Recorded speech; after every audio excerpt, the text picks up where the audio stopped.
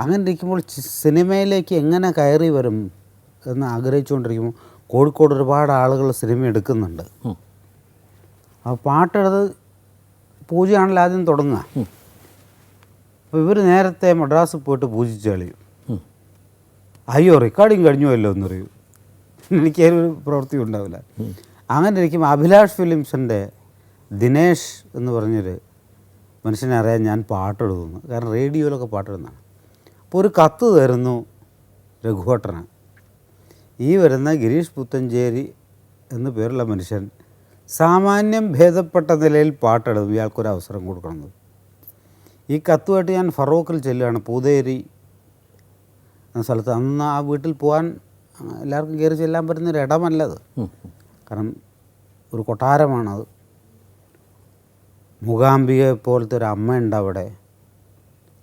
അപ്പം അമ്മ ഞാൻ ഒന്ന് രഘുവേട്ടനെ കാണണം എന്ന് പറഞ്ഞപ്പം രഘു എന്നൊരു വിളി വിളിച്ചു. ഒരു കുട്ടി വന്നിട്ടുണ്ട് കാണാൻ എന്ന് പറഞ്ഞു. പക്ഷേ രഘുവേട്ടൻ അവിടെ നിന്ന് ആദ്യം ചെയ്തതെന്ന് വെച്ചാൽ ഈ കത്തൊക്കെ അവിടെ കിട്ടെ എന്ന് വെച്ചാൽ എന്താ ഉദ്ദേശം എന്ന് ചോദിച്ചു. രഘുവേട്ടൻ്റെ പെങ്ങളെ സംഗീതം പഠിപ്പിക്കുന്നത് എൻ്റെ പെങ്ങളെ ഭർത്താവാണ്, കുഞ്ഞിരാം ഭാഗവതർ അല്ലേ. ഞാൻ പറഞ്ഞു ഞാൻ കുഞ്ഞിരാം ഭാഗവതരുടെ അളിയനാണ്.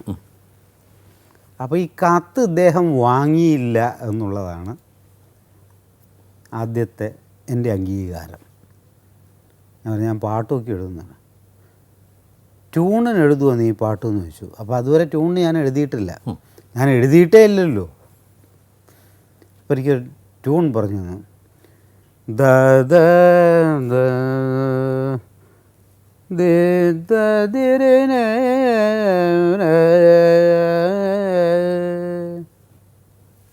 ഓർക്കുന്നുവോ? ഓർക്കുന്നു.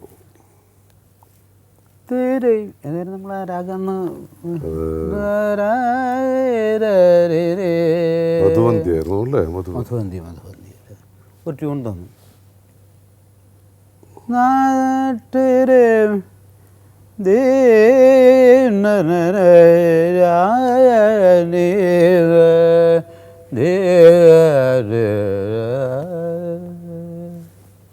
ട്യൂണ് തന്നു.